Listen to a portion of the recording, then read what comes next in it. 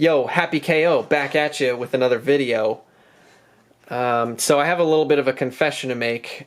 The last video we made of the reverb guitar pedal as a substitute for Pro Tools plugins, where we took the Pro Tools recording, ran it through the reverb, and then recorded the reverb into the recording. I said at the end of the video, well actually I typed at the end of the video that we didn't actually record anything with that technique because the technique sucked. I lied.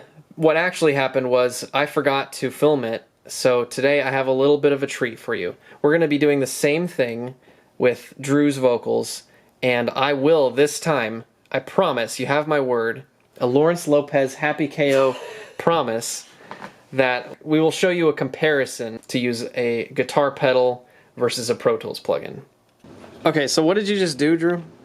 Alright, so what I just did, this is all you need to know. There's a lot of cables here, right? This microphone is going into this box, okay? This box, well, that's not the best way to say it, I guess, but this microphone is going into the box, it powers it, then it goes out from the box into, see the color coded? See, so that's that color. Right? Let me focus the camera on that. See, because we were smart and we put the right colors on each cable. Yeah, colored it. That's going into this. We're putting it XLR into this mono output. It's going to do reverb, and then the reverb is going out, and then this pink one is going to go into the interface. Okay, perfect. Now, Drew, some of you may have noticed the crucial mistake that he just made. Can you identify what it is? That's right. Drew only used one guitar cable, so he is essentially recording a mono signal into the interface. And this is what happyko is all about.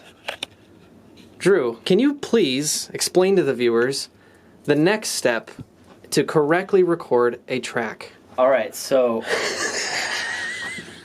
now I gotta find another one of these cables that's this fucking long.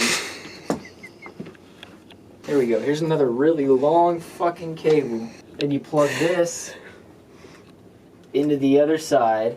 So now I'm doing mono, but I'm gonna make a stereo reverb. Alright, so now we have two outputs. There's just two cables. Just two basic old cables. Another crucial mistake Drew just made.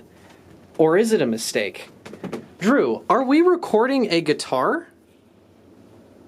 Yeah. Drew is lying to the viewers. Let's try this again. Drew. I can't do it, Lawrence. I don't know where to go from here. No, we're recording vocals. We're not recording... So, if we're recording vocals, why are we using guitar cables? A lot of you might be asking. Nobody's asking that. Drew is angry. Drew is angry and annoyed with his bandmate. Lesson 2. Don't annoy your bandmates.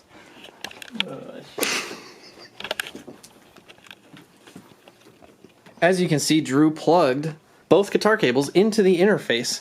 Now we can successfully record a stereo track. Drew, our track is not going to be compressed if it's straight into the reverb and straight into Pro Tools. Can you explain a way around this? Alright, so what you're going to want to do, if you run into this problem, all you're going to want to do is to just put a compressor before your reverb. That's all you got to do. So his vocals will be compressed and then reverb. And then reverbed. Mm-hmm. Interesting. Yep. Wow, what a great tip from happyko. Okay, so here's a little demonstration. I'm going to give you an A-B comparison. This first one is the reverb with Pro Tools plugins, okay?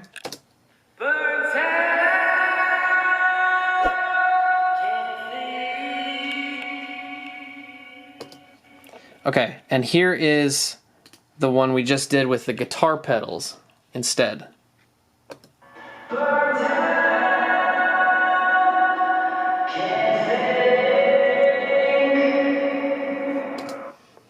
And I don't know if you can tell from the camera microphone there, but the second one is 10 times better, way more fun to make, and way more fun to listen to.